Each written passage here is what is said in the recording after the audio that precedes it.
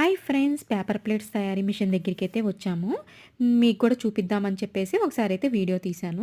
ఈ మిషన్‌కి అయితే ఎక్కువ స్పేస్ కూడా అవసరం లేదండి. ఇంట్లోనే బిజినెస్ చేయాలన్నోళ్ళు హ్యాపీగా అయితే పెట్టుకొని చేసుకోవచ్చు.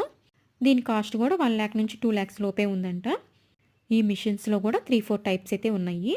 ఆ మిషన్స్‌ని బట్టి కాస్ట్ అయితే ఉంటుందంట.